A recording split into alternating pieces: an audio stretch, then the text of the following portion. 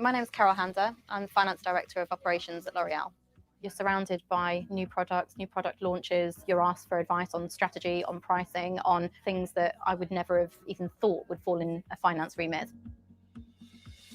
I find that motivating to know that, a marketing campaign that you might be working on today, you can see in stores tomorrow.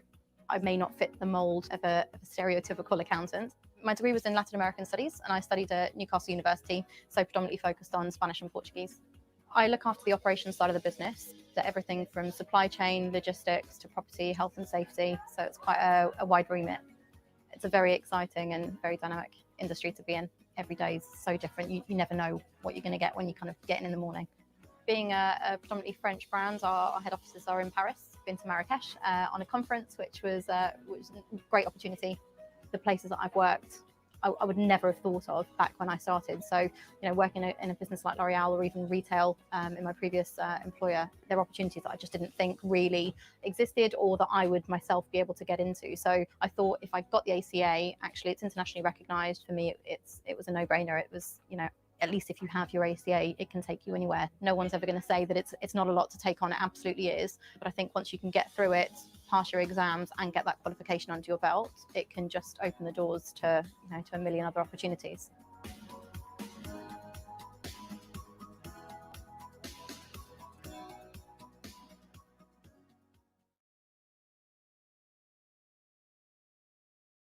My name is Wei.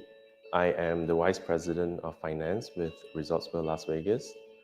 Genting is a conglomerate involved with several activities, leisure and hospitality, oil palm plantations, power generation, oil and gas, and I am an ICAEW Chartered Accountant.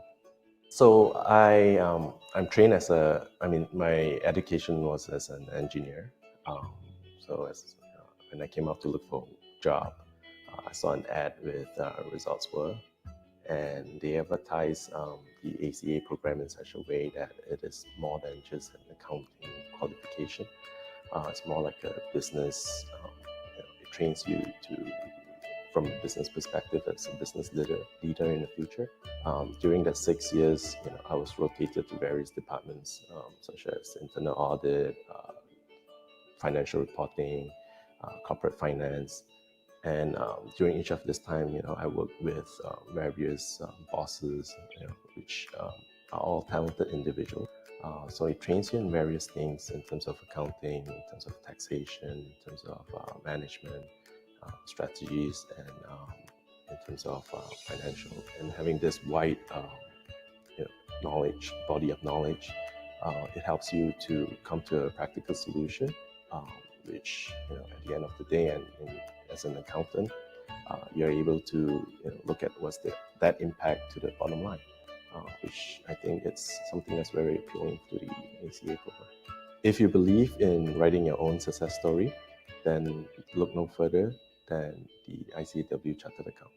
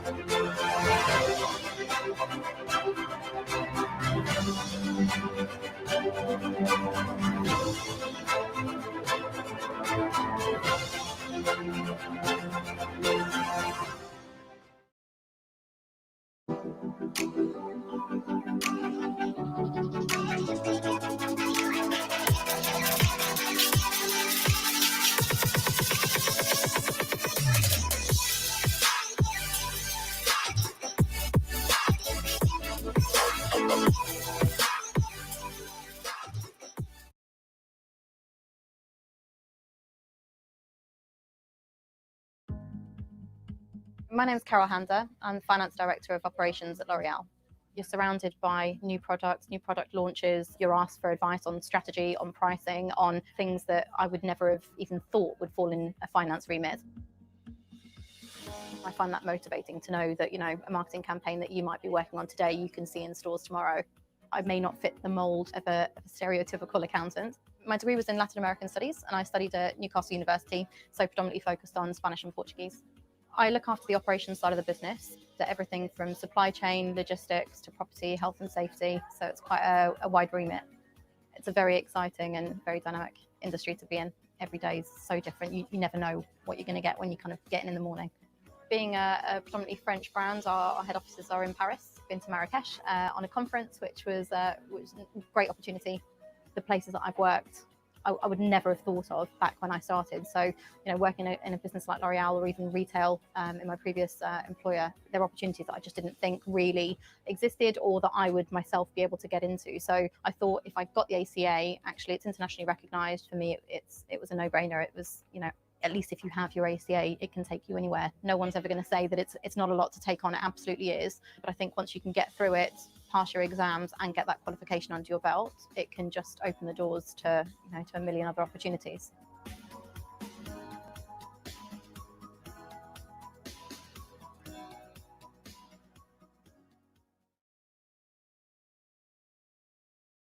My name is Wei.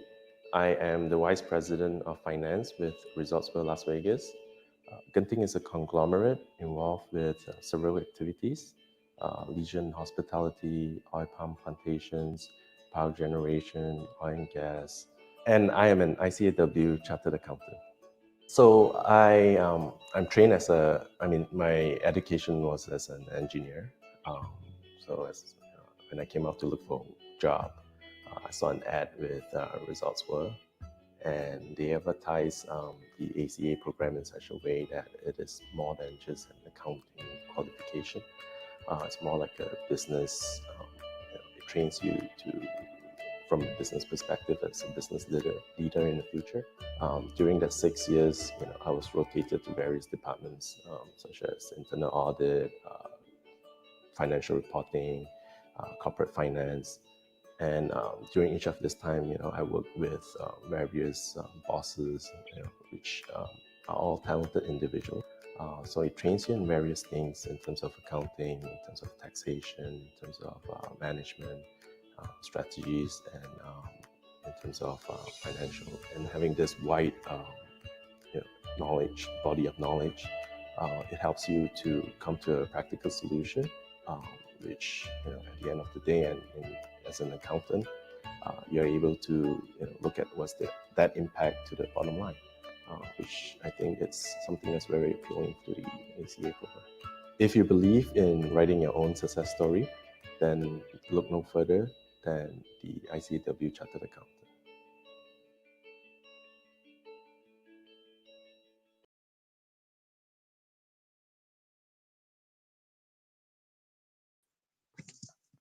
Good evening, ladies and gentlemen. We will begin in a few minutes' time. Sit tight and relax.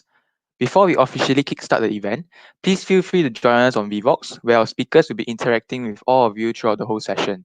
You may find the details and link in the description and on the sharing screen as well. The first poll is up now. We would love to know more about our audience today, so our speakers will be able to cover the topics better based on the results. So do head over to Vivox and answer the poll.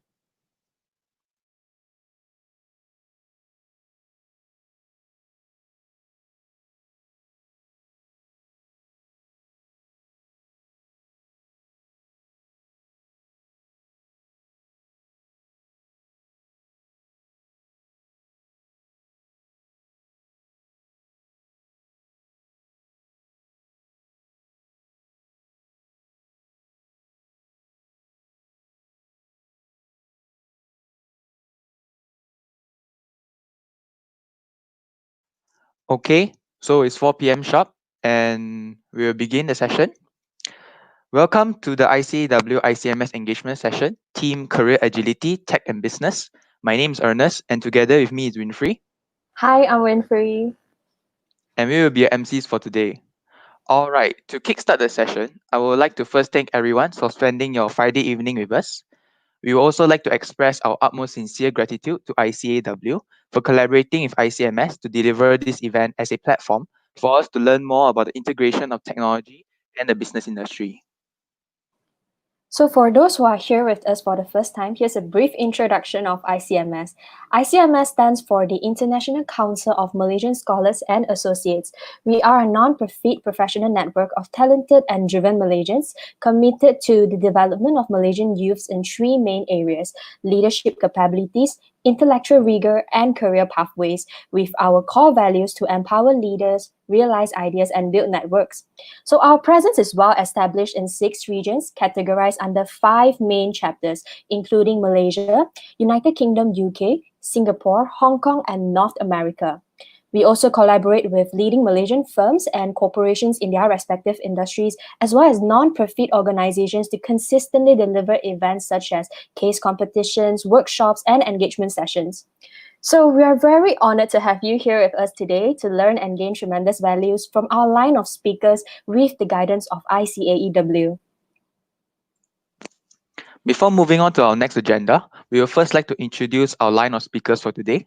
First on the list is Mr. Steven Chong, who is currently the founder of GA Alliance, chairman of the Malaysian Institute of Accountants Digital Technology Implementation Committee, and managing partner of UHY in Malaysia.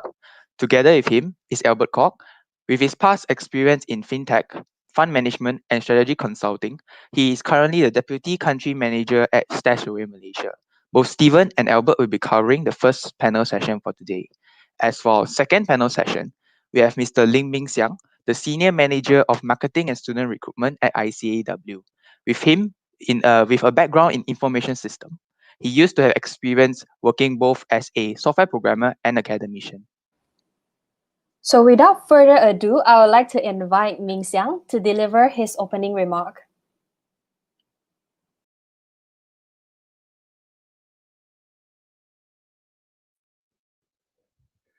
Hello, everyone.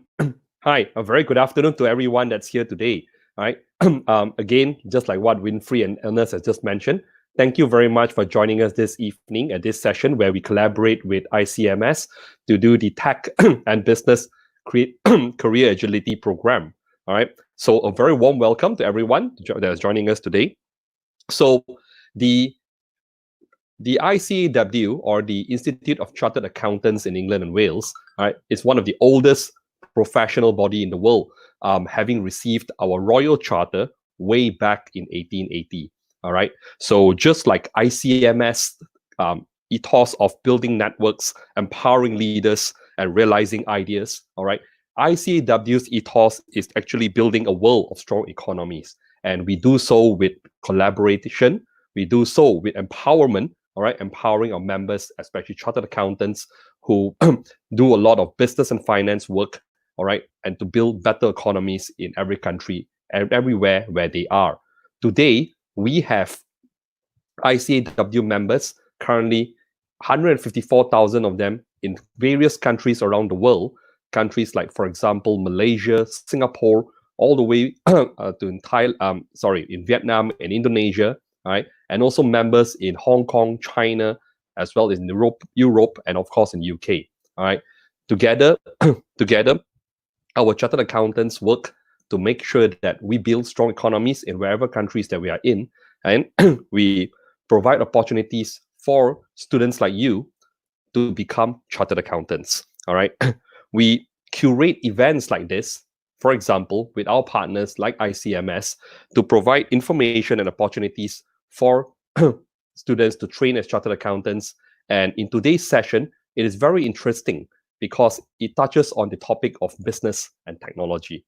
All right. For those of you who were locked down during the MCO in Malaysia, all right, as well as in wherever country that you have studied in, you will realize that during the lockdown or during the MCO in Malaysia, all right, businesses scramble, all right, to quickly go online, right, to incorporate tech into their business so that they can continue to run whatever business that they have, whether it is a hospitality business, for example, food and beverage, all right, or entertainment, or even sales and marketing as well. In fact, if you look at the reports in the Age, right, online sales companies like Lazada, Shopee, right, have increased their sales by threefold. Hence, you can see that it is so important to have the amalgamation of tech and business in whatever we are doing from now onwards. Okay, so without further ado, all right, I'm going to pass on the panel to Steven and Albert, who will then share with you how the combination of business and tech, all right, is the perfect amalgamation for the unprecedented times that we are facing today. All right, over to you.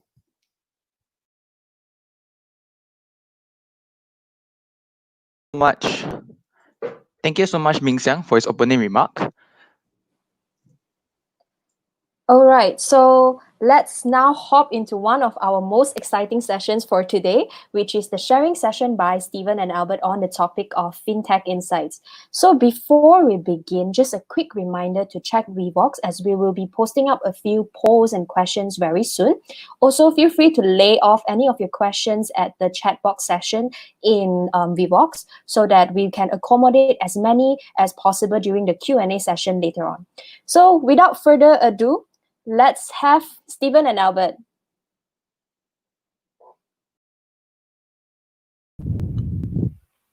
Hello, and good afternoon to everyone. Special good afternoon to Albert as well. How are you today, man? I'm good. TGIF, I would say, for many of us. I think this is the term is something that everyone, especially for you young ones, as you come into the workforce, you will appreciate your Fridays. End of Fridays are going to the weekend. But yeah, thank you to everybody for dialing in today. And special thanks, of course, to ICMS, ICAEW for having us on the show, if I may call it, today. And what we're going to do now is to just warm up by starting off a bit for Albert and myself to do a little bit more self-introduction about ourselves, to give you a bit more context in terms of what we're going to talk about later. Now, Albert, I'm quite proud and quite happy to have been able to invite him, because he basically leads a tech company in the business of robo-advisor or robo-advisory. Now, in Malaysia, that is as tech as it gets, if I may highlight. And if I may, I'll start with a bit of a deeper self-intro about myself, then I'll hand over to Albert as well to introduce himself. Yeah. Sure. So myself, yes, I'm Steven Chong. I currently wear a few hats. What do I mean by that? Well, to start with, I'm a member of the ICAEW, the Institute of Chartered Accountants in England and Wales. Therefore, I'm an accountant. I graduated with an MBA and a master's in accounting from Australia quite a while ago. And in terms of the work that I do now, I am the Group Chief Transformation Officer, the Group CTO of UHY Chartered Accountants, which is an accounting firm ranked 17th in the world. Until recently, I was Managing Partner for the Audit Department.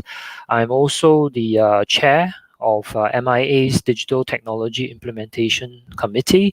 And what that does is that MIA basically regulates all the accountants in the country. So in full, it's called the Malaysian Institute of Accountants. And I run the technology adoption initiative over there. I also founded a technology company by the name of GA Alliance. And we are in the business of facilitating digital transformation for accountants and accounting firms, with an ecosystem aimed at serving the SMEs. Enough about me. Albert, over to you. Thanks, Steven.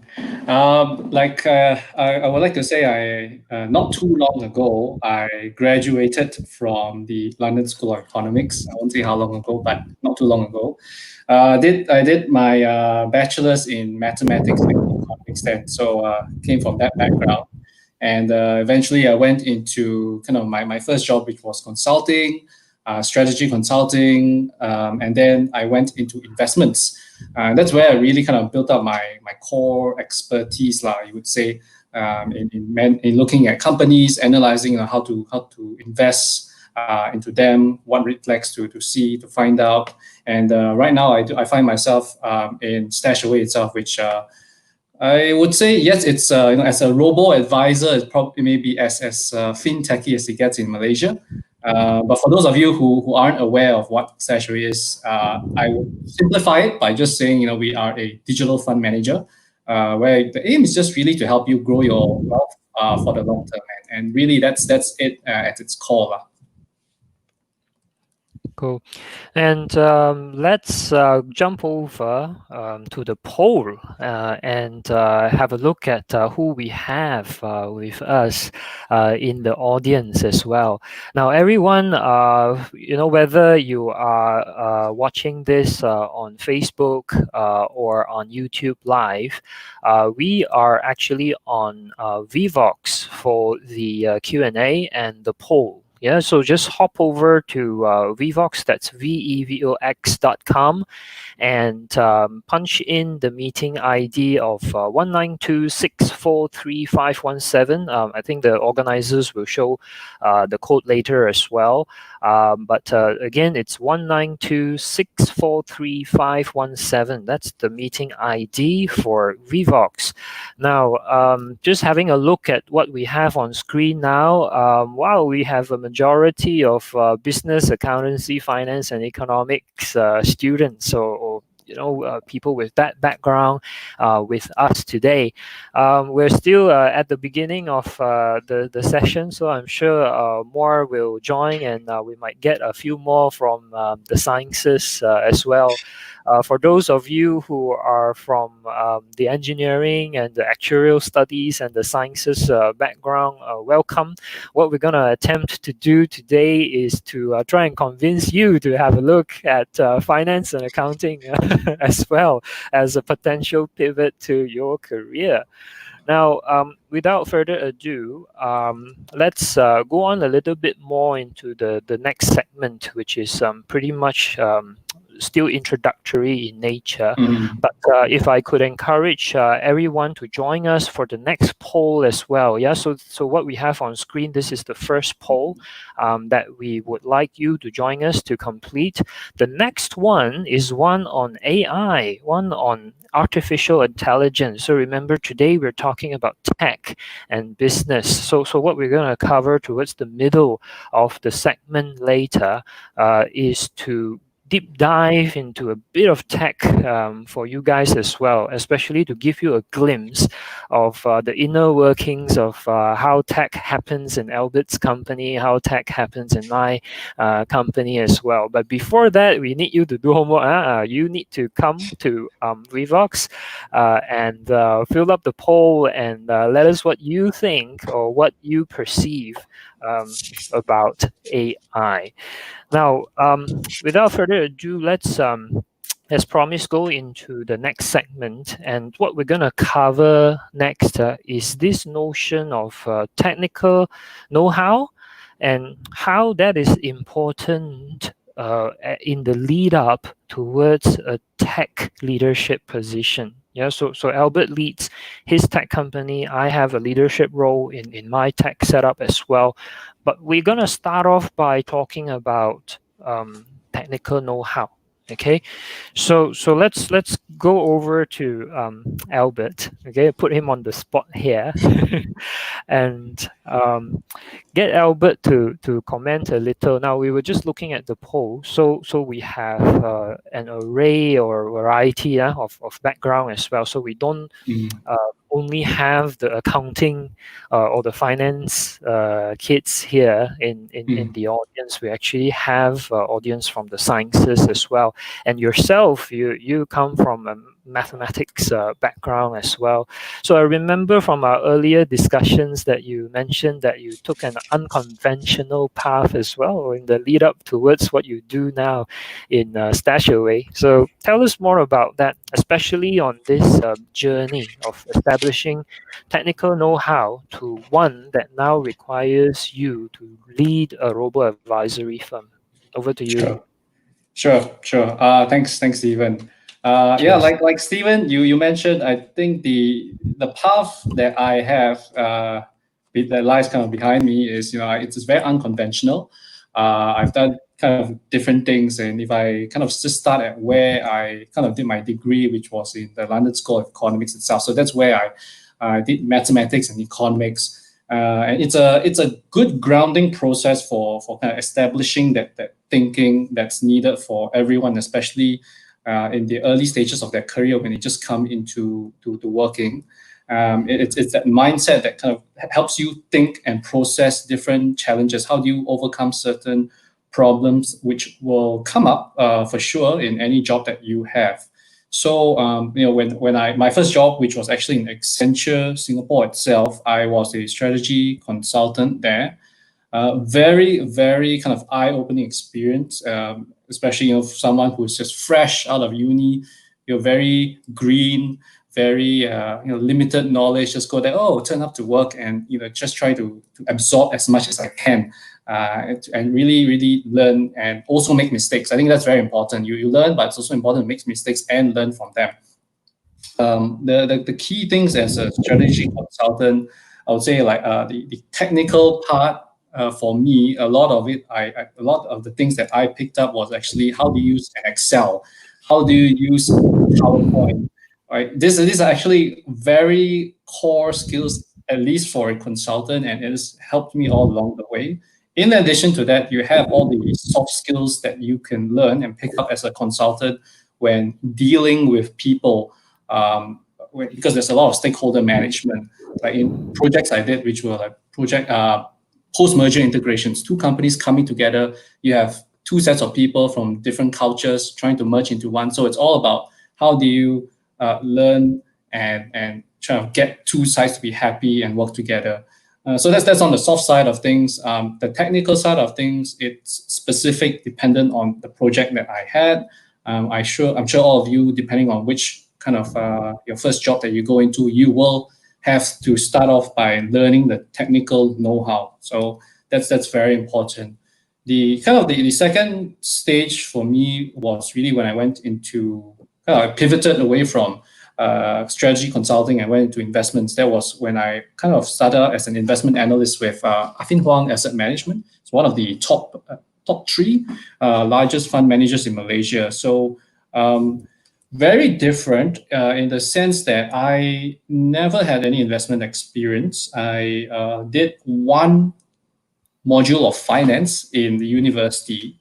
So that was, I really had to kind of pick up a lot of things as I went along. I started out as an analyst covering a few sectors in Malaysia. So as an equity analyst back then, I had to go and look at companies, read annual reports, trying to assess whether is it going to do well, what are the factors that's going to be driving it, and I kind of progressed from there, picking up a lot of technical knowledge along the way, and eventually I went to cover Hong Kong and China, which is a big leap from a country as small as Malaysia itself. If you look at the stock market in Malaysia and look at the stock market in Hong Kong or even China, it's many, many times bigger.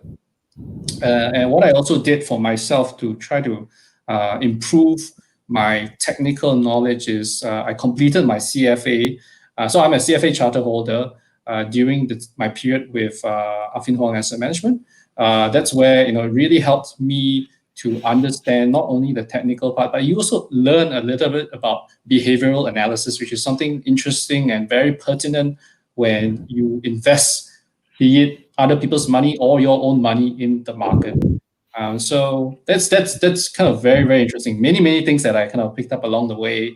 And maybe one thing to add is also especially when it comes to investing, for those of you who have invested before, it can get very, very emotional. So imagine if you make a call and say, hey, I want to buy company A, and the next day, for example, stock price tanks for 50%, for example. Then at that point in time, it really trains you to think on your feet and say, there's three decisions you have to make at that point in time. You buy, sell, or hold. That sounds very simple, but it's probably one of the hardest decisions I ever had to make. I didn't only have to make it once, I had to make it a few times. And there were times where I made the right decision. There were times when I made the wrong decision. Life is all about, it's about making mistakes and learning from them so you don't repeat them again. And that was kind of my time at fund management. Then along the way came about this opportunity called Stashaway. Stashaway Singapore actually, it started out in Singapore first in July 2017, and I joined Stashaway Malaysia as part of the core team in 2018. That was still, things were very early stages. This part of the world, Asia or even Southeast Asia, had at that point seen very few players like us, which is a robo-advisor. But essentially, I joined Stashaway because I thought this makes sense. I've been as an investment analyst, I kind of transitioned into a fund manager at Affin Hwang, managing funds. I thought, all right, looking at how things are progressing, it makes sense to hop on this bandwagon called Stashaway, where everything is done digitally. You don't have to kind of go to an agent to subscribe to buy and invest your money. Everything can be done online. So I really subscribe to that kind of future that we at that point in time we were heading to, and now we are already there. And so I'm finding myself here, and the previous experiences that I've gotten, be it from Accenture, from Affin Hwang and Asset Management, has really helped from an investment perspective. The technical know-how, the people management skills, all has kind of helped me do what I'm doing today. So that's I hope it's not like a grandfather story of my little background. And it's not a grandfather story at all, man. I think our title, our theme today, career agility. Wow, you are the living proof of career agility, man. I think enough about me. I think Steven. What about you for yourself? I think you are very very interesting background. You went from being in a leadership position in your accounting firm, and now you have your own tech company. So I think the audience probably really like to know more about how that happened for you. Cool. My turn to do grandmother story then. Well, to start with, I guess my journey has always revolved around accounting. It's just that I've had this opportunity to sort of pivot within the accounting realm. So believe it or not, I actually started my career in teaching. So when I completed my postgrad studies and returned to Malaysia, I actually started off by teaching accounting. And as an accounting lecturer, I guess one of the benefits I get to count today, almost 20 years later, is that I actually have my students who work with me currently, both in UHY, the traditional accounting firm, and also in GA Alliance, the tech side of my business. So I spent about 8 years in academia, where after that I decided that I wanted to join practice. So I wanted to train and obtain my audit license. And for those of you who may be interested, what happens is when you join an accounting firm, a professional accounting firm, you basically need to have audit license in order to become a partner of an audit firm. Yeah, so it becomes this never-ending. Just settled my masters, just done the CPA exams, the chartered exams. Still got exam, and you just continue on this endless cycle of going for exams and interviews and all. But I'll just like to pause there for a moment and talk about technical know-how as well. Between academia and practice, it adds up to about 18 years in the making. And I thought I just wanted to share with the audience that this journey is really a journey of sharpening our skills. Yeah, and for me personally, it was my research skill, audit, accounting, HR, management, tech as in technology, building the network, of people, the technical know-how, the leadership skills.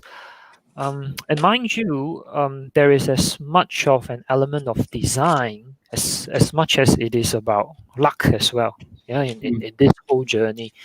But don't be mistaken that it's just an accident. No lah. Opportunities in life only becomes useful to you if you are able and ready. I repeat, are able and ready to grab hold of these opportunities and capitalize on it. And this readiness honestly comes a lot from the technical know-how. This constant building of our fundamentals. So, okay, back to the story. So a few years back, I was asked to run for election to become a council member in MIA. So to recap, MIA, Malaysian Institute of Accountants, it's a regulator. It basically regulates all the accountants in the country. So I was quite lucky. I got teamed up with what is known as my 126 brothers. 126 are our candidate numbers, candidate number 1, number 2, and number 6. We ran for election together at the MIA AGM at the annual general meeting. And interestingly, we won. And just to share a bit more about my good buddies, Renga, he's actually a tax dispute expert, and Huang, or Mr. Huang, is actually the current presiding MIA president. So we ran for election together, and one of us actually became president of the institute. I'm not going to talk so much about the politics behind, but I actually like to share with my colleagues that halfway through my tenure in MIA Council, I realized that, actually in a career, you got to learn about politics and learn to be an accounting politician as well. So that was part of the unexpected journey, if I may. But again, interestingly, the three of us won, and in MIA's 50 years history at that point in time, we were the first ever batch of elected council members where three of us were all below 40 when we joined council. So we then go into council meeting, join our first council meeting. 30 people in council. It's quite a big board. And basically you have the who's who, the most senior people of the accounting industry in council. And the president, the then President Datuk Faiz, said to me in council, minuted, that you, the youngest one at the far end, go look after the tech adoption initiative.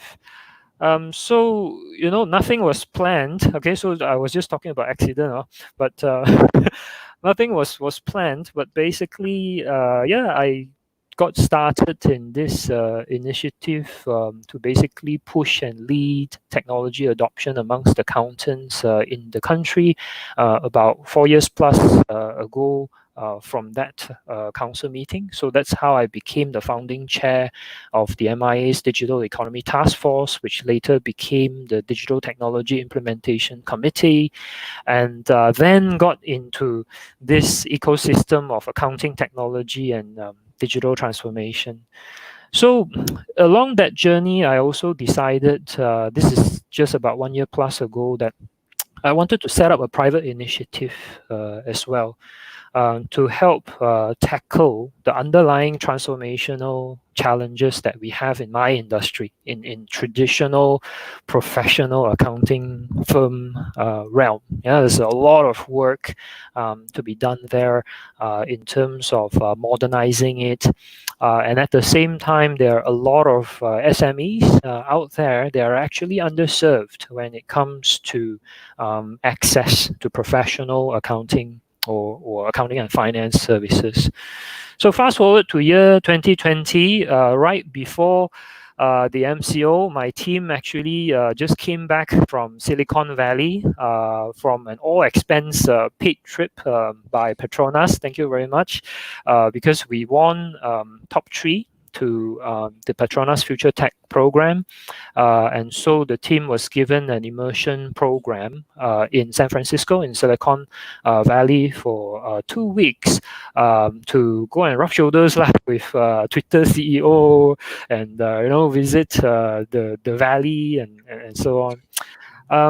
So perhaps to wrap that up just a little bit, I just thought I wanted to share that as an entrepreneur now, if I may, setting up this tech company, GA Alliance, interestingly, is out of a sense of mission to actually address frustration.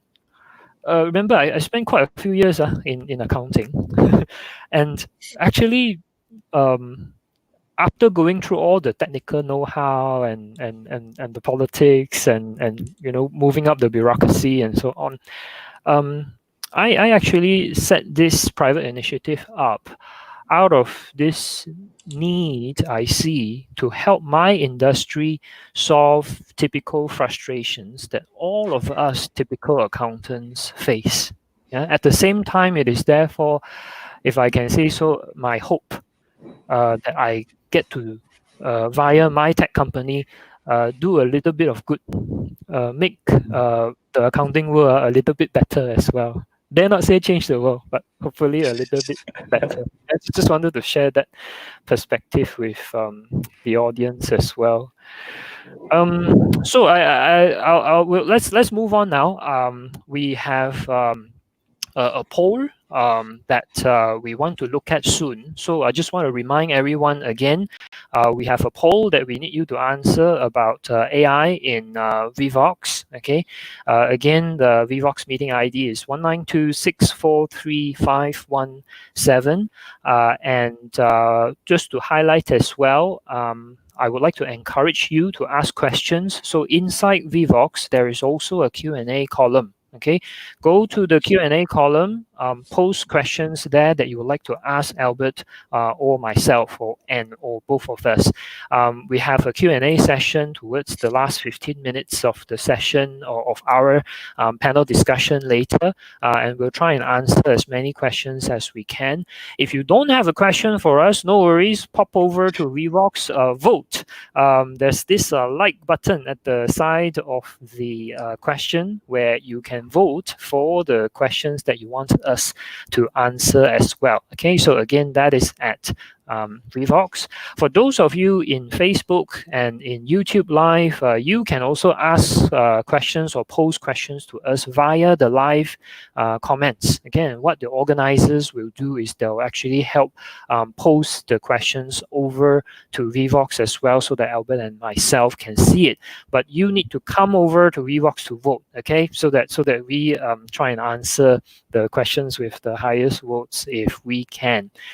Now, moving on now, what we want to do now is to dive in a little bit more into the technology inner workings of our companies. Okay, so as usual, we'll put the focus back to Albert, and I'm gonna ask this odd question. So, Stashaway, robo-advisor. Okay, we will always imagine robots, AI, artificial intelligence. For those of you who watch enough Iron Man, Jarvis. So, do you have a Jarvis in the office that actually speaks to you and runs all the investment decisions for you in the company? Over to you. Thanks, Steven. I wish I had a Jarvis, by my side all my time, and he does whatever I want to do. But unfortunately, no. The closest thing that I have to a Jarvis is really my chief investment officer, Freddie. So he is one of the reasons why I joined Stashaway. He's from an investment background too. One of the co-founders of Stashaway. He's a really brilliant guy, and I to some extent, I do call him Jarvis because, like, when he's so brilliant that sometimes when he speaks to me, even in investment language, I do find myself lost at times. But yeah, so that's kind of like my where I am right now. But in terms of this whole this this big word, right? AI, artificial intelligence. And this thing can mean a lot of things, because to a lot of people, when you tell them artificial intelligence, they're like, wow, wow, you use artificial intelligence. And then when they hear about Stashaway, which is a robo-advisor, they think, oh, there's a robot behind it? Actually, no. If you take actually one step back and see, artificial intelligence on its most simple form can be anything from your chatbot that you see if you're trying to buy tickets online, or if you go to your Google search bar and then there are ads that you see, to the more complex things like machine learning involving your self-driving cars, for example. So even think of, I think for especially for the younger ones here, including myself, when you watch your shows on Netflix, or how do they know what show next to show you, right? What do they recommend to you? So there is some degree of AI that happens at the background to know your preferences, to understand your behavior and suggest things that they think is suitable for you. At Stashaway itself, it's actually a lot more simple. It's not as complex. What we do, or what we use at Stashaway, is really an algorithm, not a robot. There's no like thing, It's an algorithm that makes investment decisions. When it comes to investing these days, there's kind of two ways to go about it. So you have the bottom-up stock selection approach, which is what I was doing previously in Affin Hwang. So you identify a company, you do your research in it, and you make sure that it's right. There's no funky, weird shenanigans happening in the company itself. Then you make a decision to buy into it. The algorithm, or the approach that the algorithm uses at Stashaway, is more from a top-down perspective, asset allocation. That's the technical term. So it's more of a decision to say, all right, where do I allocate my money, into which buckets of asset classes, equities, bonds, commodities. So it's kind of that top-down process which we use that algorithm to assist us in making that decision. And one of the benefits of this, without going into the kind of the too deep, is really it removes that human emotion that can happen. So earlier I mentioned when I was investing at the time, there's a lot of human emotion involved. Like, oh, if the stock that you recommended falls 50%, like what do you do? Buy, sell, hold. So when it comes to this, when there's an algorithm that takes in data and determines an appropriate action, or in this case, an asset allocation, or how your portfolio should look like, there is no human biasness that comes with it.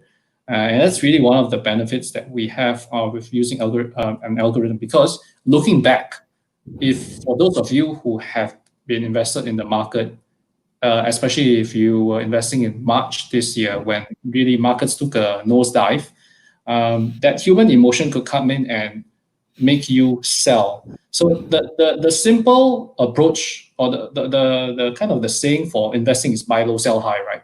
But when human emotions kick in, and given what happened in March, more likely than not, you have that emotions pushing you to do the opposite, which is to buy high, sell low. So that's one of the benefits. And with this algorithm too, when we recommend portfolios for you to invest your money over the long term, it's not a portfolio that stays the same and forever until you die, right? We look at economic conditions. Is the world going? Is it doing well? Is it entering a recession? And based on that, the algorithm does make decisions to say, hey, it seems like it's not doing well. Then we will change your portfolio allocation from what it looks like today to what it's going to look like tomorrow. So that's kind of the gist of how it does it. If I were to kind of dumb it down to one level lower, I would say the algorithm at Stashaway is really a very complex Excel model. So for those of you, especially who are, I mentioned earlier, if you first go into for example, a consulting job, you learn Excel. It's really a very important skill, especially at the beginner levels, right? But having said that, what's there to prevent this algorithm from making the wrong decisions and going Terminator on us, right? And sell all your investments. That's kind of where we have that human investment committee at Stashaway to oversee the decision-making process. They do not intervene to say, hey, I think we should have more exposure in cryptocurrency, for example, which we don't. But the human element comes in to manage, to make sure that you are not taking on too much risk. So from a risk management perspective, to say, hey, is your portfolio too risky for a person like you? That's where they come in and kind of interject. Right, so that's how the framework is at Stashaway itself, and I think I've been talking a little bit about tech, algorithms, AI. I'm curious to see maybe with our organizers, could we bring up the poll to see what people have voted on AI? What do they think about it? Wow, very mature. That's good feedback, man. Yeah. I totally agree. I mean, there are concerns. I don't know whether it's a huge group or small group, but people say that okay, with more automation coming up, it's going to replace jobs. I don't think so. It may replace more of the mundane jobs that are out there, which a lot of people do not like to do. Also, at the same time, so it's interesting. I think very, like you say, Stephen, very very mature. Animation looking well. But I think reality with sci-fi movies different. Yeah. Well, I think we're still far away from when you have the Terminator scenario in our world. But yeah, I think maybe just to kind of take one step back, right? All this may sound cool and all complicated, of course, but why do we use tech in the first place, right? Is to really address problems that are prevalent in our society today. So like Steven mentioned earlier, when he started out his tech company, is really just to to improve upon the existing problems that are already there in this industry, in the accounting industry, right? So it's really coming from that perspective. It's not doing tech for the sake of doing tech. It's really actually solving a problem. That's what we all are doing today, lah. I think, and I just like you all to kind of keep in mind that we're just not on like a joyful tech ride to kind of get everyone on the bandwagon. It's towards a goal that we all want to achieve. But yeah, I think that kind of that's my thoughts on it. Maybe Steven, with yourself with accounting tech, that's very very very interesting. Could you perhaps share your experience on that side? Cool. Yeah, I mean, for the benefit of the audience, one of the things that my company is doing with Petronas after winning that Petronas Future Tech program is that we were given the opportunity to do POCs, which stands for proof of concepts, by using distributed ledger technology, also to a lot of people known as blockchain, in terms of helping Petronas upstream business with their asset tagging. So I apologize, I won't go into the technicalities of what blockchain is and what DLT is. But basically, when we say ABCDs of technology, the B stands for blockchain, and it's a very basic stuff that you can easily Google and find out more about. But in our own example in GA, what we are doing as a small contribution in the accounting and finance area is to bring blockchain technology into the asset tagging space. Now, when you have very little assets, it's not an issue. Imagine, like, for those of you who have seen CDs before, okay? So once upon a time, we used to catalog our CD collection, which now you just press Spotify, just search, everything is there. But imagine you have all these assets, physical assets, where you need to locate where it is. You need it to be accounted for, because when you're a very large company like Petronas, there are lots and lots and lots of assets lying everywhere, and the use of blockchain, which provides an immutable audit trail, meaning we can actually trace all the way to source, when the transaction happens, and every step along the way of the transaction, it is basically verified. So I wanted to mention that because that has a bearing to our audience. Those of you who are considering to come into the accounting and finance space, or actually one day when you get to a certain level of seniority, regardless you are sciences or engineering or finance, you will still end up having to deal with us, the accountants. And so when you get there, there are these trends that are happening right now, where blockchain, or the combination of blockchain and DLT, distributed ledger tech, has a very, very good prospect of changing the landscape of how accounting may look like in the future. So just to give you a bit more glimpse into that, in accounting we talk about debit and credit, double entry. So you have the balance sheet, or you have the balancing figures at the bottom of the T account, and that's the control point where we control whether an account balances or not. Now, distributed ledgers, bring theoretically the third entry, into the world of accounting, whereby apart from a debit and a credit entry, there is a digital signature or a hash, of sorts, that happens and locks in the record. Now, bear in mind, when we are in accounting, we talk about accountability. It's to be accountable for the transactions and have the ability to account for the monies spent.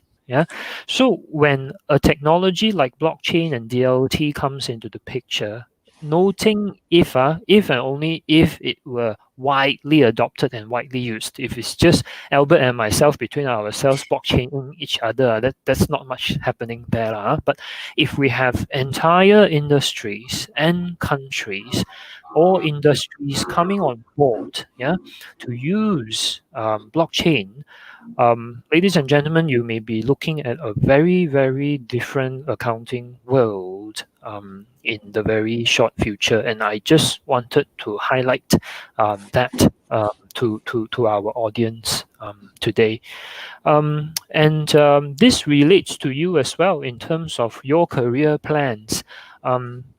Don't worry so much about looking 10 years back, because in tech world, I'm not sure if Albert agrees, but I was always educated in tech world. 3 years equal 10 years. So 3 years in technology world. No, it's very true, very true. I think the speed at which we do things here is a lot faster than traditional companies out there. We cut through all the bureaucracy, all the red tape that's involved to kind of really deliver that benefit to you. So imagine, as a fresh graduate, our audience today, 3 years probably enough for you to gain your first set of technical know-how. 6 years to gain maybe something towards middle management, kind of seniority. 9 years to be somebody, but you would have went through 3 of our tech cycles of 10 years already by the time you get to 9 years, post graduation. So technology changes extremely quickly. So my 2 cents is don't look at what happened 10 years ago and use that as a guess of how the tech scene is going to be in the next 5 or 6 years. It's a very dangerous assumption to make. I think people like Albert and myself, we have sort of sunk into the reality that we will monitor and observe and operate and strategize and re-strategize along the way. I think it's still sinking in. So on that note, I just want to also mention a small piece of info to share with everyone. Remember, I was talking about blockchain. Again, one of the most generic documents that we have in the world of accounting is invoices. Yeah, remember all those receipts that you get? It says tax invoice, or you're billing someone and you send out an invoice. There are countries, okay, countries, not just one or two companies. There are countries out there that are onboarding their entire economies onto e-invoicing platforms. Okay, and mind you, the e-invoicing that I'm talking about is not I send an electronic invoice to you. It is a regime whereby the software speaks to the other person's software or the recipient's software directly. Yeah, so if I were using a cloud software called Xero, for example, and you are using QuickBooks, when I send out an invoice, my Xero talks directly to your QuickBooks. Yeah, so that is what is known as a PEOPL standard, PEPPOL, and there are countries that are implementing these things already. And that, ladies and gentlemen, from my personal point of view, is an overview, is a preamble to this world of blockchain or triple entry accounting. Yeah, that could, I don't know whether it will really happen or not, but could happen in the accounting technology world. Okay, enough on that. I guess we got to dive in a bit on the technicalities as already. Hope we didn't confuse you guys too much. But what we're going to do now is to remind you to vote. Come on to Vivox. There's a lot of questions there already, but we will focus on the questions that get the highest votes. No promises. Some questions I might still skip, but go on to Vivox, vote for your favorite questions, and we'll do our best to answer them in the Q&A session. And what we're going to do next is remind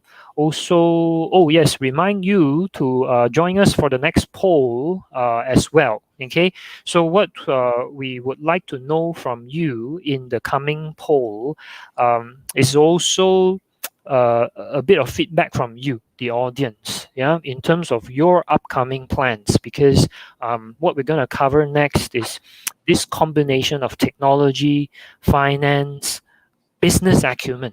You know, what Albert and myself sort of would like to share with you in terms of our own journeys and our views in terms of how this mashup of the three things work. Yeah, so we want to know from you what are your plans in the coming months ahead, perhaps. So do pop over to the poll and answer that. Okay, so Albert, what I'm going to do is let's just give everyone another minute to answer the poll.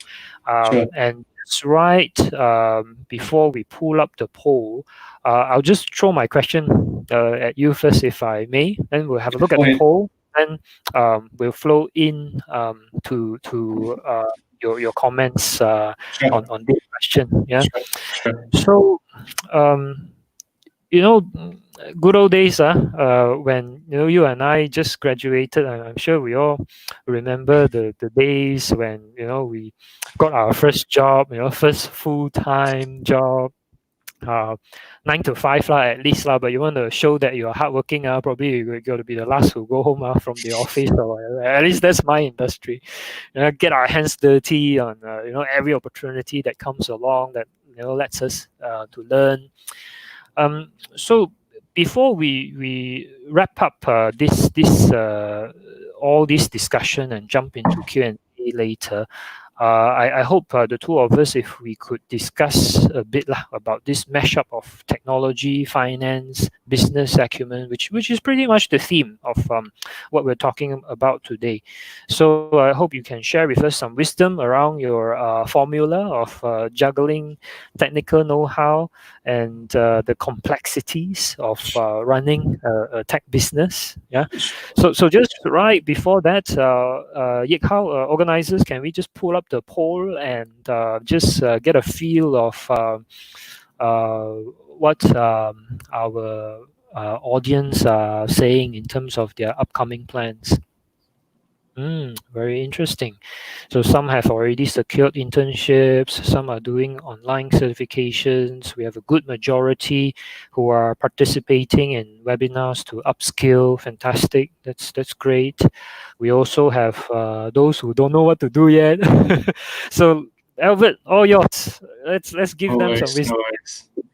Yeah, just quickly looking at the results, right? I think it's great to see that many of you here are looking to upskill yourself, especially in the current times. I know that it can be a bit challenging to secure a job in the current environment. And for those of you who are not sure what you want to do, especially if you just graduated or about to graduate, that's fine. I think I also didn't know exactly what my career path would be like when I graduated. So it's a bit of a self-discovery process. You won't learn along the way what you like and what you don't like. But just going back to the topic itself. We previously I talked about my kind of the technical know-how, right? And then the second part was more around using technology to do something. But ultimately, I guess the key takeaway that I want many of you here to really know is why, to know what you're doing, the reason that you're doing something today. So it all starts with a problem, and then so the problem for us here at Stashaway is people have, prior to Stashaway coming in, people have always been finding it very difficult to invest their money at a low-cost manner whilst getting access to some really sophisticated investment style.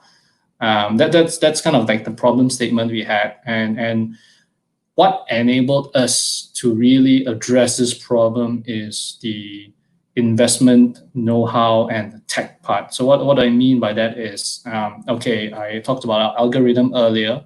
We know how to, using that investment algorithm, we know how to kind of structure portfolios that are tailored for you. So everyone has different life goals.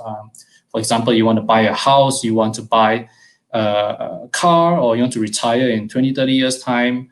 That's kind of the investment algorithm that comes out with a portfolio that's tailored to that goal. The other aspect then is, on the tech side of things, on the technical know-how of things is, how do we combine it and bring it all together into the product that you see today, which is Stashaway. That is an app accessible on both your phone and your laptop, right? So it's kind of an amalgamation of many things together to address the problems, which is, that kind of, it's very expensive for people to invest, or maybe the barriers of entry are very high. And so that's kind of what we have. And having a great product is not enough. And knowing the problem that you want to solve with that product is not enough. The next step that comes along with it is really about getting it out there, marketing essentially.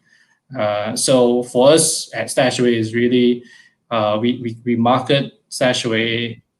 Some of you may see your Facebook feeds or Instagram feeds like plastered with Stashaway, for example. And that's just our way of reaching to people and getting people to be aware of, hey, it's important to invest, important to save your money. Don't just leave it in the bank and accumulate or get eroded by inflation over time. So yeah, I think that's kind of like tying everything. You have your tech part, you have your finance part, you have your kind of the business part to it. A few other aspects to consider also as part of what we do is also regulation and commercial. So on the first part, what do I mean by regulation? So we Stashaway, we manage people's money. It's sensitive.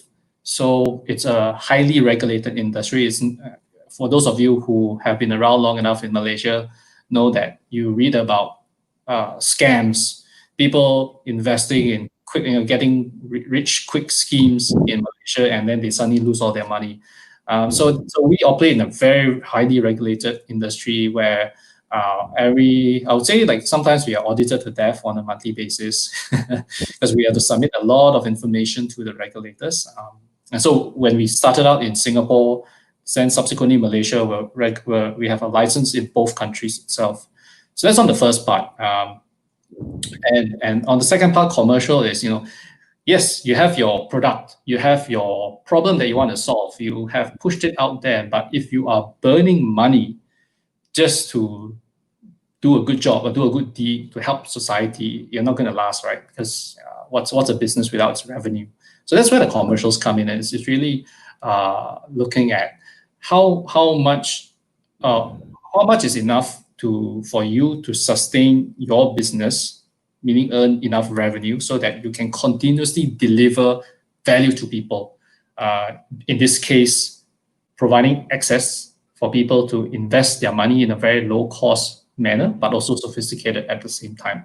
So yeah, I've talked about many things, many kind of angles to business, but it's really all about, if you want to start somewhere, start with, what are the problems that people are facing today, and then you work from there to see how can you go about solving that problem by having a product and pushing it out there using marketing, also adhering to local regulations if necessary in your field. And then on the back of it, your backbone is really like on the commercial side, on the business side, are you burning money for the sake of burning money, or are you burning money to maybe build up the business initially at the early years so that you can sustain yourself over the long term? So yeah, that's kind of my take on this. Kind of like switching gears a little bit for you to Steven. Like what on the ICAEW chartered accountant side of things, what do you think of it? Yeah, well, first off, special thanks to Albert for sharing, and members of the audience. I'm not sure how much you realize, but Albert was actually sharing very, very intimate details in terms of how the inner workings of tech business work, or any business for that matter. In terms of the chartered accountants side of things, I'll do my best to then share with you guys as well a little bit of what I don't think accounting school teaches you when you start off on this journey of learning about accounting and finance. So on one hand, definitely there is the technical know-how. Yeah, the technical know-how. The number crunching part of things. This magical ability, to look at listings, look at analysis, financial analysis, look at P&L, balance sheet, and this magical ability to see trends, to see stuff hidden behind the numbers. These can only be developed via technical know-how. Yeah, and years of development. That's the reality of it. But perhaps the other portion that accounting school don't talk enough about is the business acumen, the networking, the community. Yeah, ICAEW, for instance. Well, this is my honest opinion. It sounds a bit like sales, but my honest opinion is that it brought me into a community of elite accounting and finance professionals where I get to count the CFOs of X number of billion-dollar multinational companies as my best friends, and of course we catch up for satay, catch up for durian, but at the same time, everyone is at the very, very top of their game in terms of their technical abilities and their maturity, to manage very, very large businesses, or at least very, very large teams, half the time spread across the world. And that again, I guess the academic side of things haven't done enough to let you realize that. But what I want to just mention here is that don't forget to develop the business acumen. Don't forget to develop the strategic thinking. don't forget to use your fundamentals and build all those additional capabilities, which is what you need the very, very most when you gain seniority, when you are in a senior position, when you're in a leadership position, regardless in an organization or in your own business. And I'll just wrap up that sentence by perhaps sharing with everyone that I personally think that the definition of success is always evolutionary. Don't stop there by saying, "Oh, I graduated from an Ivy League university. That I'm successful already," or "I just completed my ICAEW. I'm successful already." I think I'd like to share that it is evolutionary. You keep looking for the next target, and don't rest on your laurels. Don't get stuck in your comfort zone. And that is how you continue to grow, and that is how probably people like Albert and myself get ourselves into a position of leadership as well. So without further ado, we have quite a few questions in Vivox, and I would like to thank everyone for wow, a lot of questions that has come, and we're going to do our best now. So let's start, Albert. I will go with the first question that was posted about an hour ago with 12 votes. It's at the very bottom of the Q&A screen. So Albert, I'll direct this one to you, because I see the word fintech there. So what are your thoughts on the future of fintech in disrupting industries? Taboo question, is it? Future of fintech in disrupting industries. I think that disruption in the industry is a byproduct, right, of what we're all trying to solve. So, like I mentioned earlier, it's if there's a problem that is existing in the way that people are doing things traditionally, then yes, we use fintech or finance and tech together to address that problem. And as a result of that, you have disruption. So if I put it in a very a way that's reliable to everybody, right? Think of Grab, for example, or even Uber, right? So we back many years, it's very difficult to get a taxi, or the taxi guys were charging you crazy rates. So that was a problem that just came about. So with the rise of Grab or even Uber, that they came to address this problem. And as a result of that, the disruption is really towards the industries, the taxi industry, right? So your old uncle who's driving your red or blue cabs, right? They're disrupted as a result. So do you as the customer benefit from it? Yes, and there will be disruptions to the existing incumbents if they do not change. So I think it's inevitable that that disruptions will happen. And so going back to the point, right, with Steven mentioned earlier, how it's really you have to continuously upskill yourself. Just really make sure that you try to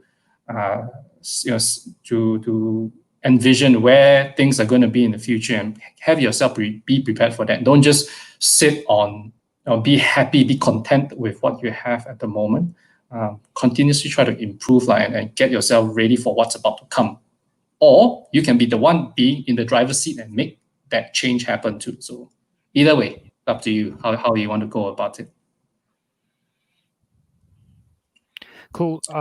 Albert, I'm gonna direct the next question to myself. And go ahead. An accounting question. So it's somewhere a bit towards the middle, with 12 votes. Yeah, where Sure. the question goes: there are many people saying that an accounting degree will not be useful in the future. What are your thoughts on this saying? Hey, Takun, this question. So, I got to answer this question because, of course, as an accountant, I'm gonna say no lah. Hey, how can you say it's the end of accounting? But put it like that lah. I mean, even in my committee, in my technology committee at the MIA, we actually have a working group just for the academics. Yeah, so a few professors from public and private universities actually sit in that committee, where we do all sorts of things to encourage bringing the accounting syllabus as up to date as possible. And for those of you whom have had hints of, doing some more modern or more recent accounting qualifications recently, regardless whether it's a professional qualification or an academic qualification, you will see things like analytics being introduced in it. You will see at least some form of introductory elective introduced into explaining to students, the ABCDs of technology. So don't underestimate the academics there. Yeah, a lot of work is indeed being done to bring accounting syllabus up to date. And if you sort of refer back to something that I mentioned just now around blockchain, DLT, e-invoicing, the industry, as usual, is evolving. Yeah, nothing stays static one. Perhaps the challenge back to you as a student, whether you do accounting or you choose to do accounting, or you're a science student and you might want to pivot into having a second or a co-qualification in accounting and finance. The challenge back to you is what are you going to do to help change the world? Because again, you look at what's 10 years ago, 20 years ago, sorry, it's not relevant. The question is, what are you going to do with your fundamentals, your technical know-how, and make accounting industry different? Because digital transformation starts from the human beings. The biggest barrier to digital transformation is actually the perception and the limitations are sometimes the mindset of people who are not willing to change more than anything else. Okay. Now, just moving on, Albert, I see third question from the bottom. That is directed specifically to you with 15 votes. Let's try that one. Okay. Hi, Albert. Was it difficult to learn while on the job? I've heard seniors who give up halfway when they are studying and working at the same time. Very, very real situation there. Very, very real. Okay, I presume this question was kind of came up because I mentioned the fact that I was doing my CFA while I was working as an investment analyst. So yeah, it was difficult. Because for those of you who are aware, the CFA is a 3-paper exam. The fastest you can finish it theoretically is in 2.5 years. And so if you're not working, it's not too bad. But if you're working, you kind of have to juggle between the two.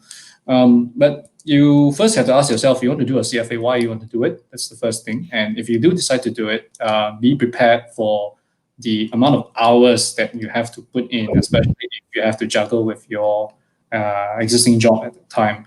So for me, the experience was tough. Not gonna lie, it's not an easy exam. I felt like kind of a recluse or a hermit for 3 months every time prior to the exam date, because there's really a lot of material that you have to go through. But what you do get at the end of it is really, your title that you can put in. All right, Albert Kok, Commerce CFA at the end, which is great. But also, it's technical know-how I talked about earlier. So that's what you really get from it, and also the network at the same time, because when you finish your CFA charter holder, you get access to globally to all CFA charter holders in the world.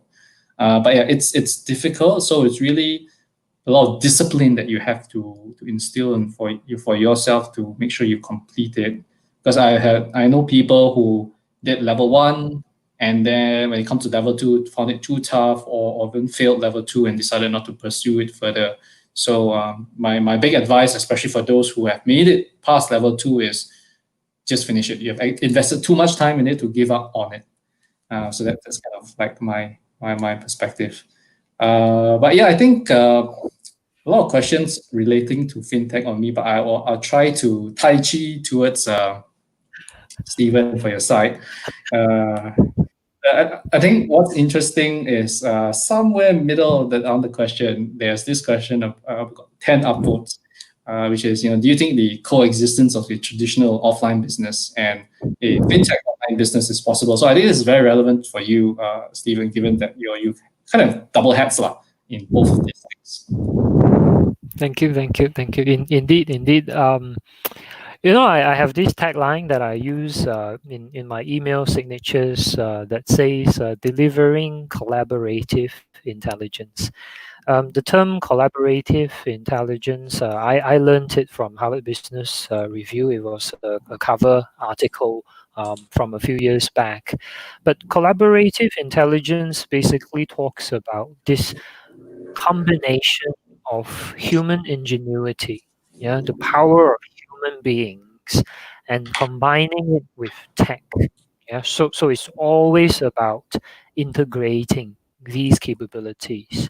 So in my business, I actually sometimes view it as a taboo to say that, accounting tech is going to kill accounting industry and everyone are going to lose their jobs. All the accountants are going to lose their jobs. I mean, to me, that is not true, and I don't see it happening. And the thing is, in order for the scheme of things to be successful, in the end, whether you like it or not, society and industry has to find a way to integrate technology and humans. And exactly on this question of coexistence of traditional and, shall I say, modern, I'll revert it into modern. Yes, both of it, like it or not, have to work together. Okay, and maybe I'll just use a very, very lousy example. But look at MCO. I saw some COVID questions there, so we'll just try and touch on it a little bit as well. I mean, with all the MCO and the COVID situation, even if you're a very, very super traditional business, let's say you're a kopitiam, like it or not, you have to adopt technology.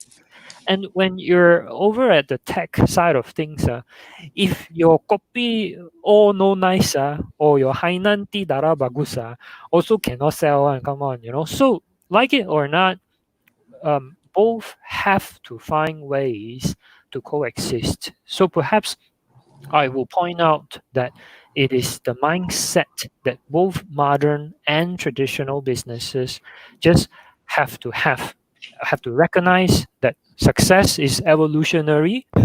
And if you want to stay to what you've been doing for the last 30 years and think that you're going to continue to be successful in the next 10, you got to be a bit careful. So I'll pause there. And Albert, any particular question that you would like to take, or I pick one? I think that there's this question here, which is the most voted question so far. So this is, I guess both of us can answer this. Probably have two different views. But what are the skills that fresh grads can prepare to enter into the fintech industry, especially for a student who does not have any technical knowledge? I'll start first, if you don't mind, Steven. Go ahead. For us, I just come from the Stashaway angle, right? It's fine. You don't need to have any technical knowledge per se.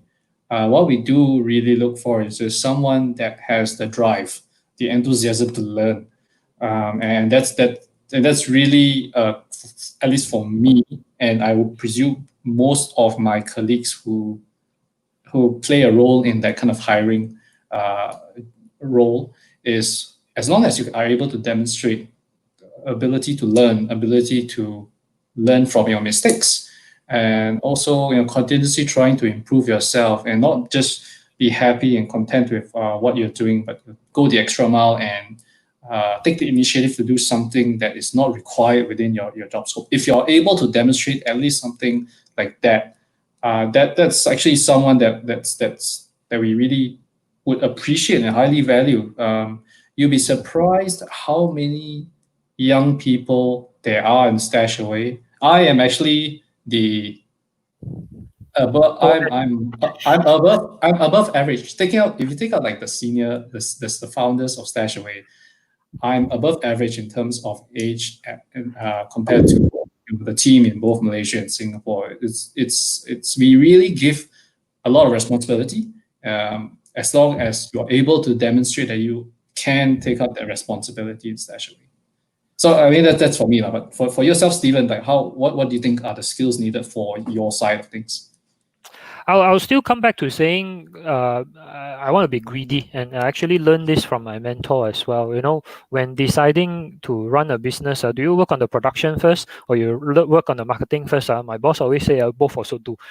So for you guys out there, okay, my 2 cents, if I may, is you need to develop the technical know-how and you need to have a great attitude as well. These two come hand in hand because you come for interviews, you do a video of yourself and you pitch yourself for a job. If you don't strike to people as someone who is positive, someone who has the grit, who can take in pressure and solve problems, it's challenging to get a position. I would say that. Yeah. At the same time, technical know-how can I say it's like planting a tree? You can't just pop the seed in, pour lots and lots of water. Next 5 minutes, boom, the whole tree come up already. It takes time. You are investing in yourself, man. Yourself. Don't rush it.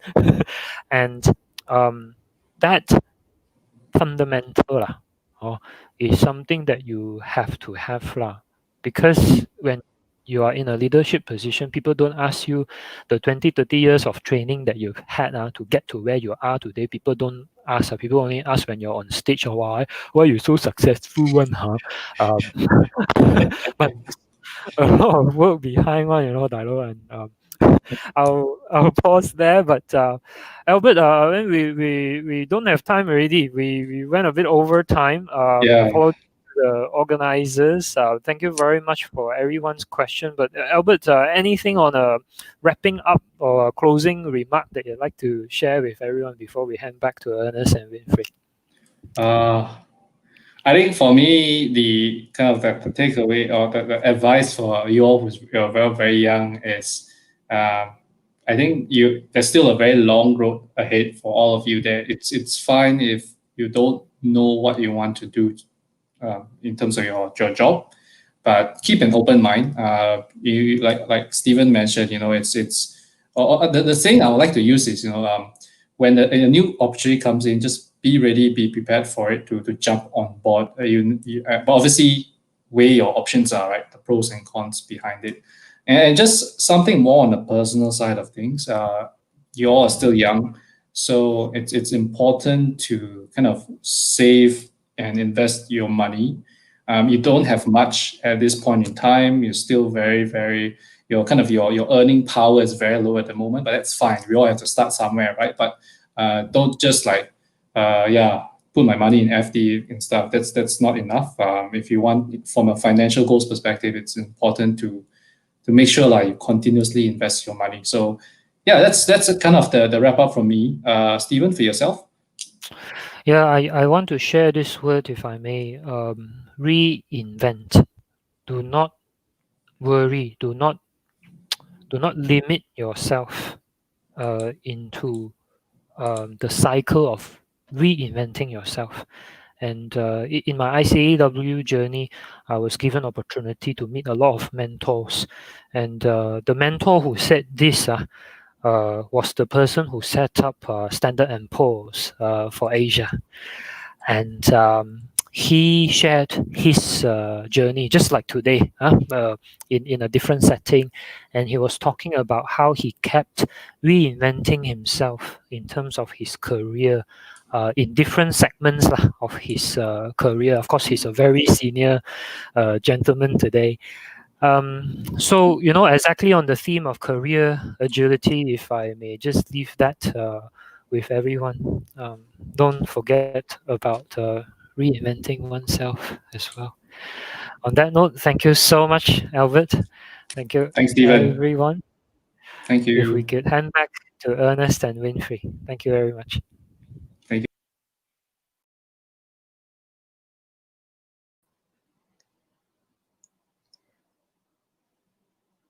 All right, thank you, Steven and Albert, for such an amazing and insightful sharing about your experiences when it comes to integrating business and technology. We have definitely enjoyed and learned a lot from the session itself, and I'm pretty sure the participants do too. So now we'll move on to the second panel session, in which Ming will be sharing about the purple people driving innovation with business and technology. Let's welcome Ming Xiang.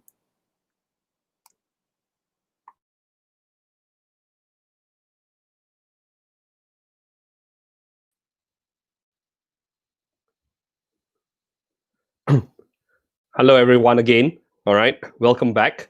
I think members of the audience, I think there's a lot of very, very, very valuable nuggets that we can actually get from what Steven and Albert has just shared with us.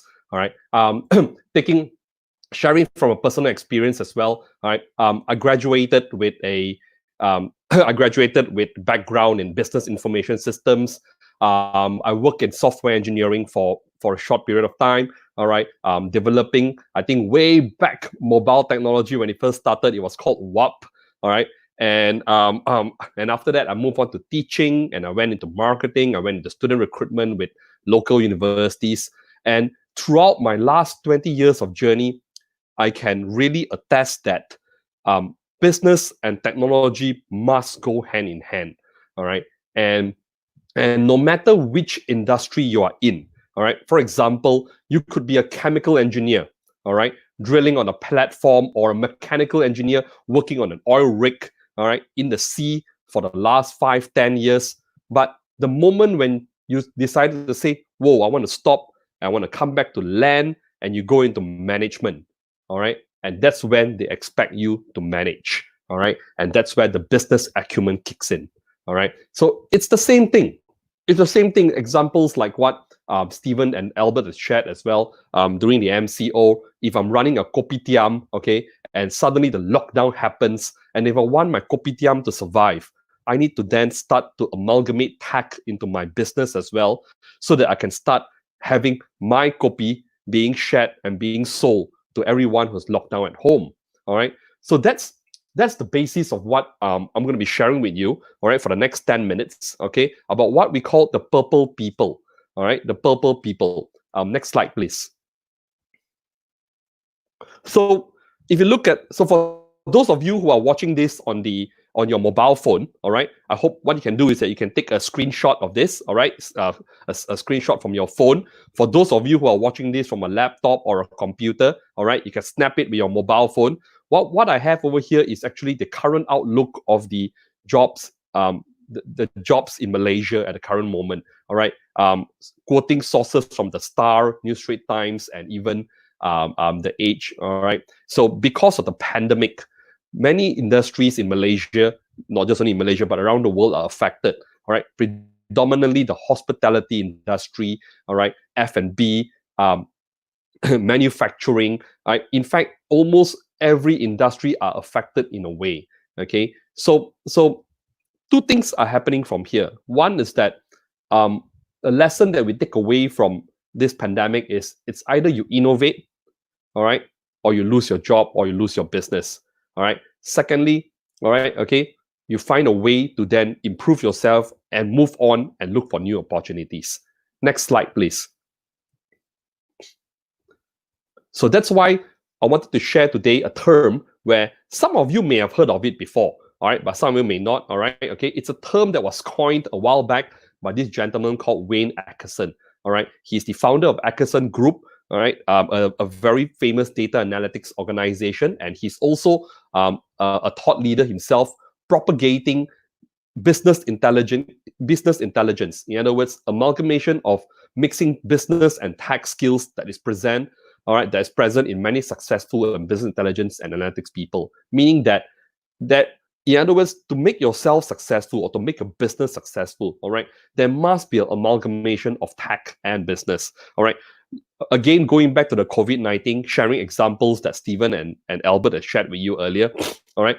The COVID-19 has actually gave opportunities to many businesses to mushroom. Look at organizations like Lalamove, all right, where previously you will not even have heard of Lalamove, but nowadays you will see Lalamove competing with Foodpanda, competing with GrabFood, running around on the road, delivering food, delivering parcels, delivering things to you. All right. Online shopping like Lazada, all right, like I've mentioned earlier in my opening speech, all right, have surged 3 times, all right, and even more for some of the other online platforms as well, all right.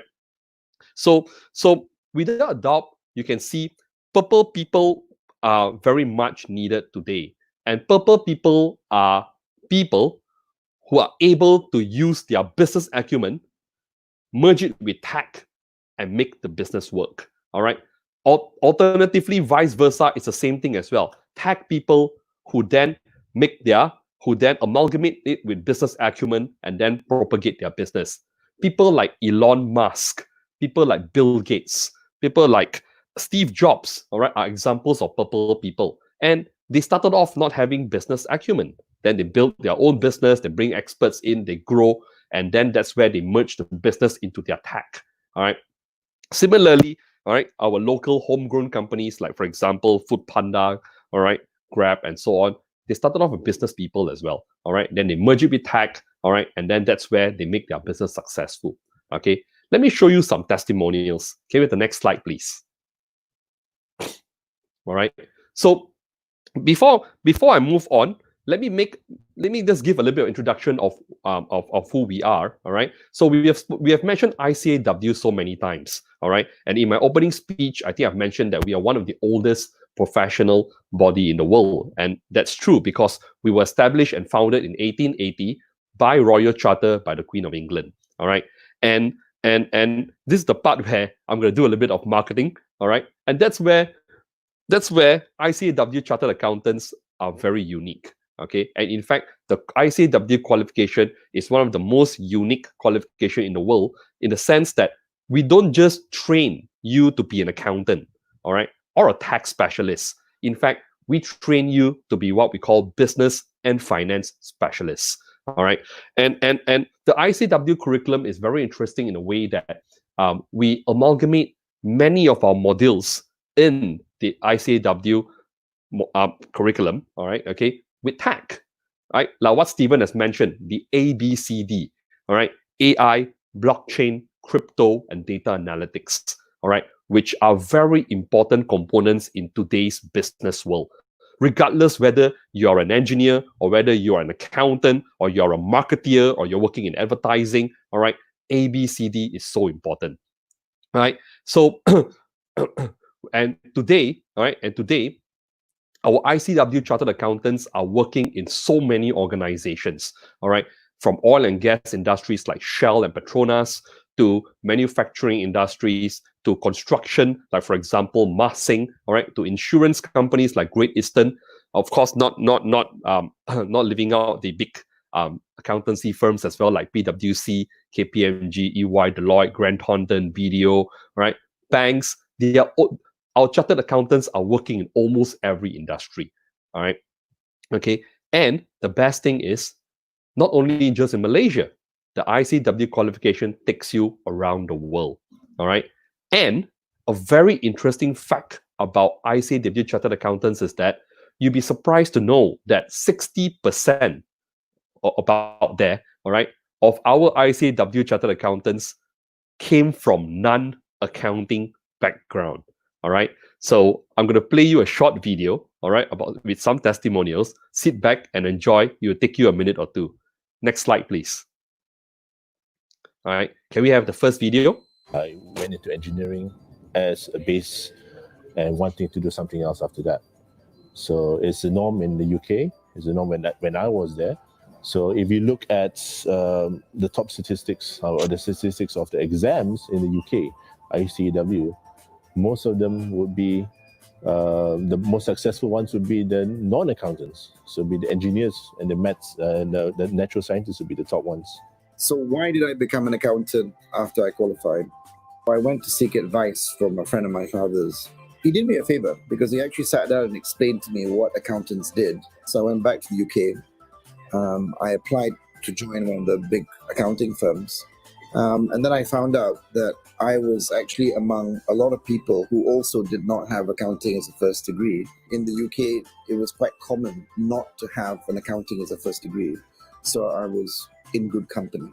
If you can work out the technicalities of thermodynamics, if you can work out the crazy formulas in fluid mechanics, accounting is a walk in the park.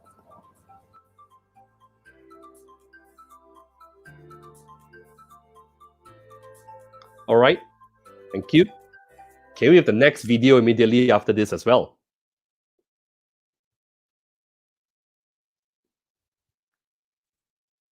Can we have the next video, please?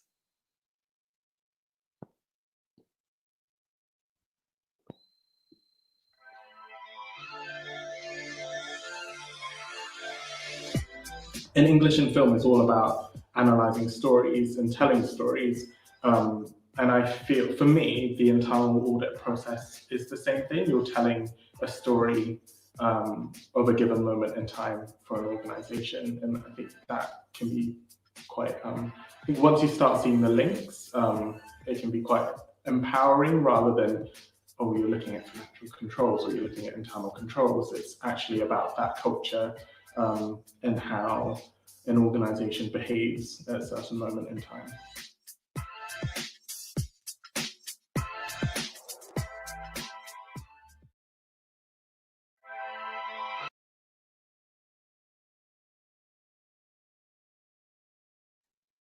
All right, thank you.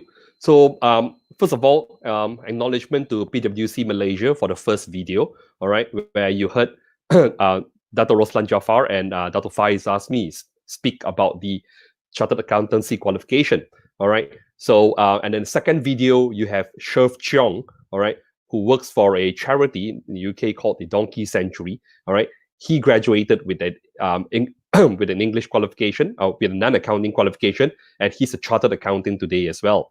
All right. So, so from the testimonies that you can see, you can hear, you can see that non-accounting graduates, all right, are very suitable as well to be chartered accountants. All right. I'm not saying that accounting graduates are not. All right. In fact, accounting graduates, you will have a head start because you will already have taken the accounting acumen in your degree. But that does not mean that as an engineering or an IT or biotech specialist, you do not have the acumen. Actually, you do. All right. Like what Dato' Roslan Jaafar just said. All right. If you could, you could do the formulas for thermodynamics. All right. Okay. And liquid engineering and all that. Right. Learning accounting will be a walk in the park for you. Can I have the next slide, please? So that's why today, give yourself a chance. All right. For those of you who have just graduated, all right, be it whether you are from the accounting and business background or you're from a non-accounting background. I think from the earlier polls, I saw that we have students who have completed actuarial science. We have students who have completed engineering, life sciences, computer science, and the rest. All right. Okay. All right. Have a thought. Go back and have a thought. All right. Okay. With the current economic climate currently, all right, have you found your job? All right. If you have, that's very good. All right. Congratulations. All right. And good luck. And we hope that you do your best. But if you are thinking, and if you are still thinking and you're still looking, all right. Okay. And after you have listened to Albert and Steven, all right, and hearing the testimonials from some of the our chartered accountants, all right, and you're thinking that, hey, maybe I want to continue on to study. All right. Why not you give this, what we call the aspiring accounting program, a chance? All right. So what happened is that Sunway College, or we call it the Sunway TESS College for Accountancy Excellence. So Sunway has curated a very short 5 weeks program just for students like you, all right, who are interested to then have a taster, all right, of the business acumen that you may acquire, all right, the accounting knowledge in finance and so on, all right. It's a short 5 week program where you can then hop on. It starts in September, okay, and go through a 5 week program, and where at the end of the program, you can then choose to take an exam an ICAEW exam, all right, of one of our modules, the accounting module, in the first part of our curriculum, what we call the certificate level. All right. Okay. So experience a taster for 5 weeks. And if you are confident enough, attempt an exam, all right, to see if you are really, or you really do have the acumen to pick up business and finance. All right. So for those of you who are from a non-accounting background, this is an opportunity to see whether this is a field that you may want to embark in. All right. Or for those of you who are thinking, nah, maybe I'll sit back and look for a job later. Maybe I want to then pursue something right now, all right, to improve myself. Like when we saw in one of the polls earlier, all right, most of you are actually taking up webinars or thinking of pursuing studies to improve your skills, all right. Why not consider taking up an ICAEW qualification, all right? It doesn't take you long, all right? Okay, it doesn't take you long, but at the same time, okay, all right, you can either choose to do it full time or you can actually work and study at the same time, okay? And you will then discover another unique aspect of ICAEW, which is that at the third level of our program, the third and final level of program, working experience is compulsory. All right, we are one of the rare professional bodies in the world where you can only complete it if you're working. All right, so the working acumen then feeds into your studies as well and helps you to complete your modules. All right, so consider about this. There's a QR code, as you can see on the screen. All right, either you can snap it if you are watching this from a laptop, or you can actually screenshot this if you're watching this from a mobile. All right, because this aspiring accountant program, the AAP, starts in September. All right, so you have time to think about it.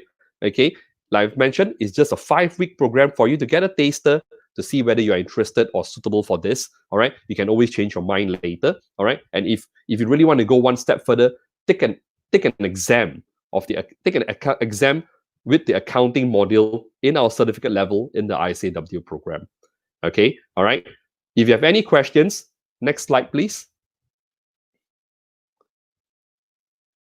If you have any questions, all right, you can contact us. All right, my name is Ming. I work with the ICAEW Malaysia office. All right, or you can even get in touch with my colleague Andrew Yu, whose contact and email is on the screen right now. Okay, so if you are really interested to move on and discover how you can then explore, all right, a curriculum where we amalgamate tech and business, talk to us. Come and find us. All right, okay, and maybe we can help you along the way. All right. Thank you very much. Have a good day. Have a good evening. Over back to you. All right. Thank you.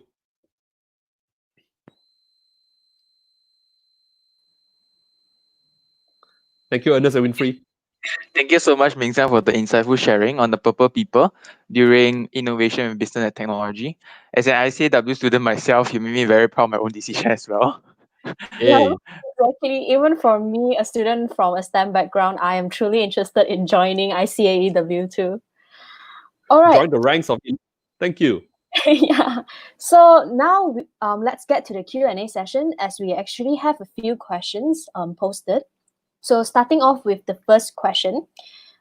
So Ming Xiang, in your opinion, after graduating with a degree in accounting, do you think having certificates from professional bodies like ICAEW is helpful?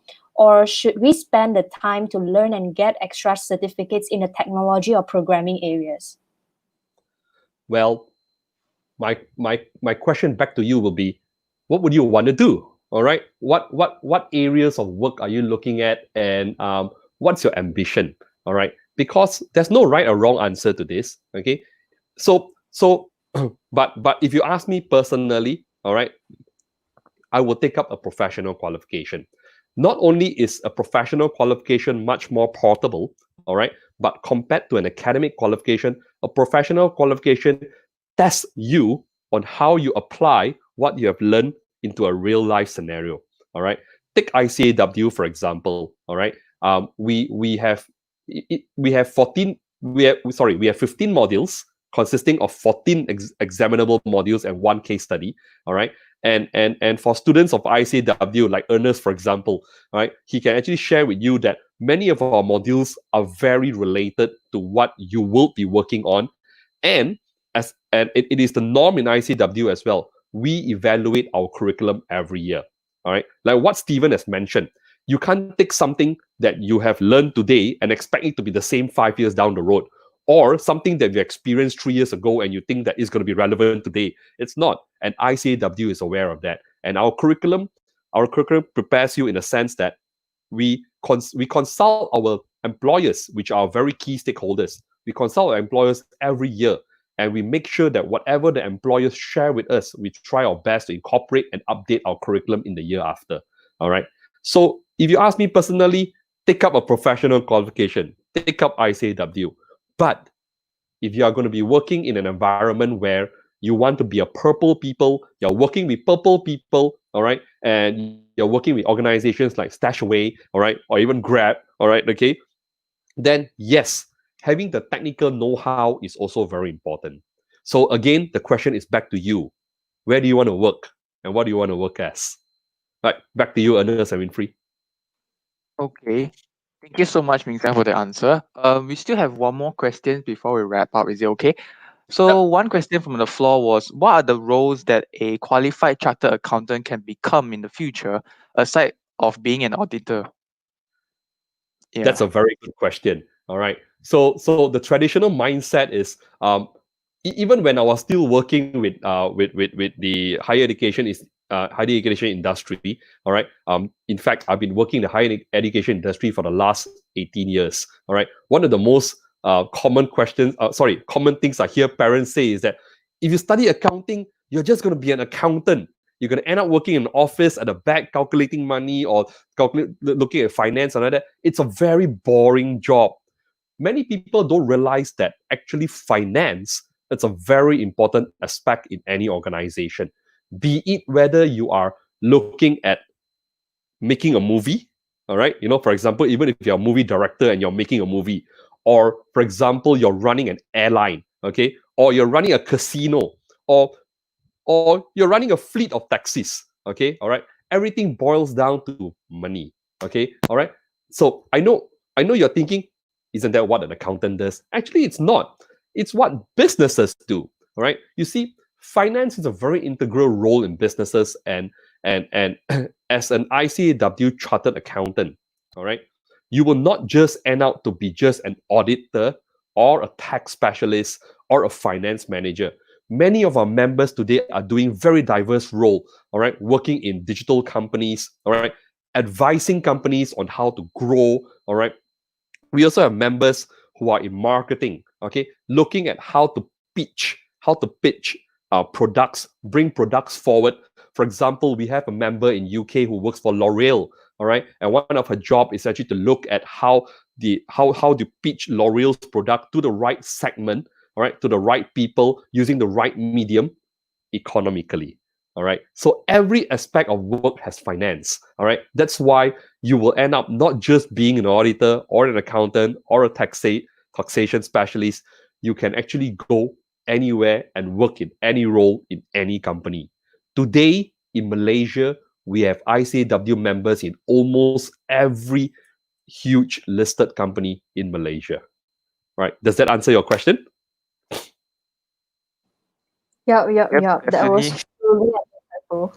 Yeah, truly insightful for me to point. Yeah, thank you, Ming Xiang. Once again, thank you so much. So that marks the end of the Q&A session. So for more enquiries, feel free to drop an email to the ICAEW representative, Andrew. He'll be more than happy to answer any of your questions. And you can find his email address pinned at the banner section below. Yeah. With that, our event is coming close to an end. But before that, it would be much appreciated if you guys could spend a minute or two and just scan the QR code and provide us with your most valuable feedback on the event. Do kindly scan this QR code on the slide to fill in our feedback form. You could also access the site manually via the Google link available in the chat box below. Your feedback is very important to us to further improve our future events, and we highly appreciate it. So please remember to fill out the feedback form. Thank you.